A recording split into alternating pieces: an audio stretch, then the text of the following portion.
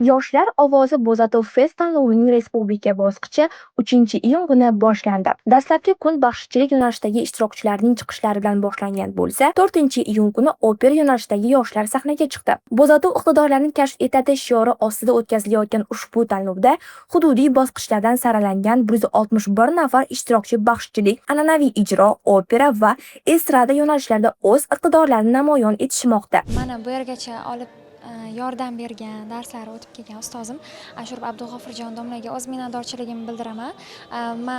Mani har doim qo'llab-quvvatlagan ota-onamga ham rahmat aytib o'tmoqchiman.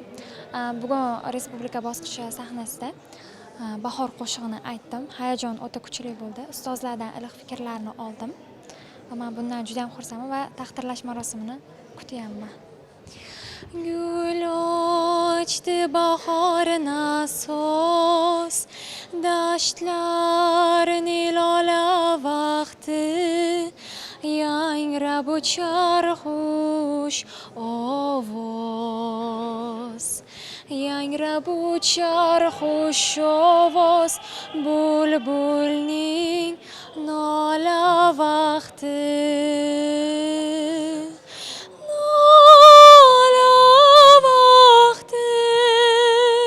Tanlov 10, 15, 16, 22 va 23-30 yosh toifalarida o'tkazilmoqda.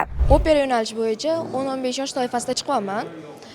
Bugun kuyiladigan asarim Aria Figaro qo'shig'i bo'ladi.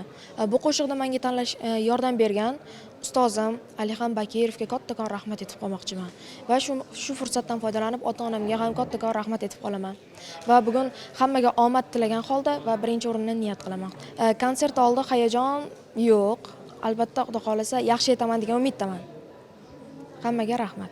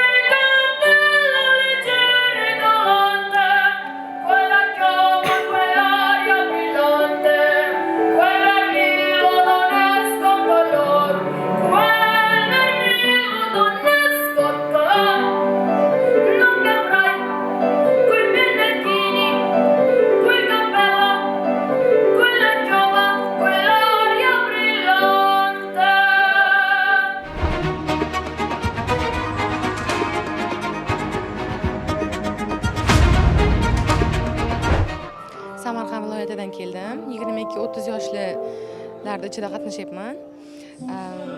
Konkursga kelganimdan juda ham xursandman.